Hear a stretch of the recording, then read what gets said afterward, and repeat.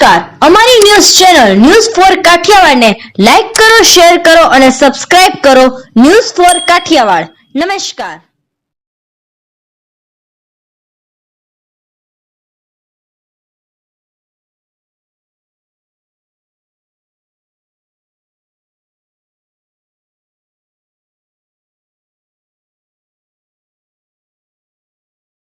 જૂનાગઢના ધુંડવદર, સોડવદર, રાયપુર અને પ્લાસવા ગામના સરપંચોએ ગામલોકો સાથે પ્રથમ વરસાદે સજેલા જળહોનારત જેવી સ્થિતિને લઈને જૂનાગઢ કલેક્ટરશ્રીને એક આવેદનપત્ર આપ્યું.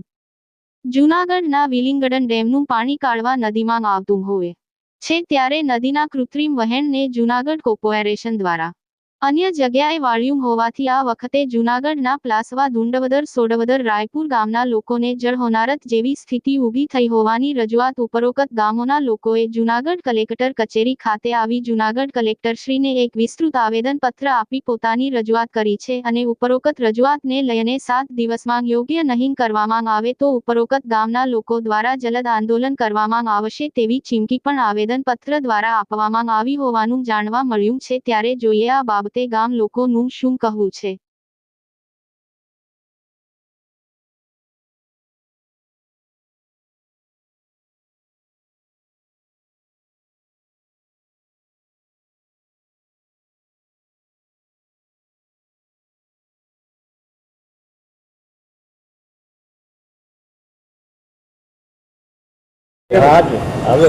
મારું નામ મેરામણ નાઘેરા છે. હું રાયપુર ગામનો રહેવાસી છું. પછી અમારે જે આ કાઢવાનું પાણી અહીંયા આવતું હતું એ અમારે એનું કરવાયું છે. એ બધા કબૂતરી ખાણેથી એ બધું અટાણે છે ને અમારા ખેતરું ધોઈ નાખે છે. મારી પાસે 10 વીઘાનો નંબર છે. એમાં 7-8 વીઘા ધોવાઈ ગઈ છે અટાણે મગફળી. એટલે એવું બધું નુકસાન અમારે ઘણું છે. પછી અમારા બાજુમાં ખેડૂત છે, એને જાજી નુકસાની છે. તો આ સરકારશ્રીને વિનંતી કરીએ છીએ કે જલ્દી આનો ઉકેલ લઈ આવે. બસ એટલી મારી વિનંતી છે.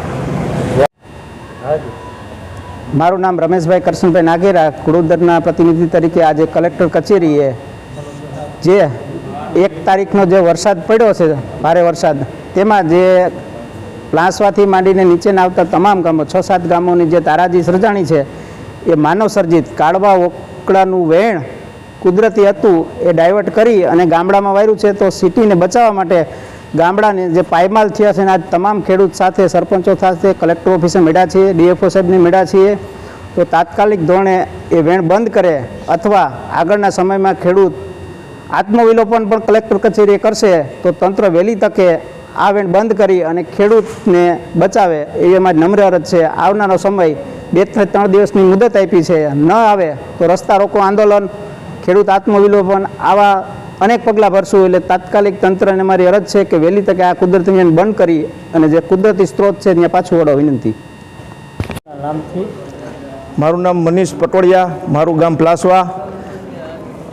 અમારા ગામમાં વિલિંગડન ડેમમાંથી જે પાણી આવે છે એ જૂનાગઢને બચાવવા માટે અમારા ગામમાં જે નાનો એવો ધોરિયો કરવામાં આવ્યો હતો વિલિંગડન ડેમ પાસે, અને એને અત્યારે 25 ફૂટનું મોટું ગાબડું કરી નાખવામાં આવ્યું છે કોર્પોરેશન દ્વારા. અને એ બધું જ પાણી પ્લાસવા ગામથી પસાર થાય અને વિજાપુર, સોડવદર, ગુડવદર, સેલરા, રાયપુર વગેરે ગામોમાં જાય છે. અને બધા ખેડૂતોની તમામ જમીનો, અંદાજિત 2000 વીઘા જમીનોમાં પાણી ફરી વળ્યું છે. અને એનો બચાવ કરવા માટે અમે કલેક્ટર સાહેબને વિનંતી કરવા માટે આવ્યા છીએ આજે. અને કોર્પોરેશને જે પાળો તોડ્યો છે એના હિસાબે કાળવા નદીમાં અત્યારે હાલની પરિસ્થિતિમાં 1 ટીપું પાણી જતું નથી. બધું પાણી પ્લાસવા થઈને આ 5-6 ગામમાં જાય છે અને ખેડૂતોને પારાવાર નુકસાની. હજી વાવેતર પણ થઈ શક્યા નથી. એટલે તંત્રને અમારી એવી નમ્ર વિનંતી છે કે આ પાણીને પાછું જે કુદરતી વેણ હતું એમાં નાખે અને કૃત્રિમ વેણ બંધ કરવામાં આવે અને ખેડૂતોને બચાવવામાં આવે. નહીંતર 2000 વીઘા જમીનમાં પાક કોઈ થશે નહીં અને ખેડૂતો પાયમાલ નુકસાનીમાં આત્મવિલોપન કરવા સુધીની ચીમકી આપવા માંડ્યા છે. અને રસ્તા રોકો આંદોલન થશે તો ખૂબ મોટી નુકસાની થશે. એટલે એટલા માટે તંત્રએ વહેલી તકે જાગે અને આ કામ બધું પાર પાડે. મારું નામ પ્રદીપભાઈ માધાભાઈ પરમાર છે. હું સોડોદર ગામનો વતની છું. અને આ વરસાદ હજી તો શરૂઆત થઈ છે ત્યાં અમારા ગામમાં પાણી પુષ્કળ બેસુમાર આવ્યું છે અને એ પાણી કુદરતી નથી, કૃત્રિમ છે, માનવ સર્જિત છે. એટલે વિલિંગડન ડેમમાંથી જે કાઢવામાં આવ્યું એમાં ફોરેસ્ટ ખાતાનું અને ત્યાંથી એમને હોકળો વારેલો છે એ અમારા ગામમાં પાણી પહોંચ્યું છે અને આમ સીધે કેળાઈ ગયું છે. અને એ તાત્કાલિક એનો ઈલાજ કરવા અમે કલેક્ટર સાહેબને નમ્ર વિનંતી કરીએ છીએ. પાણી તમારા ખેતરમાં કેટલું ભરાવું? અમારે અડધું ખેતર ડૂબી જાય છે, પછી પહેલાં પાદરમાં આવે પછી અમારા ખેતરમાં આવે છે.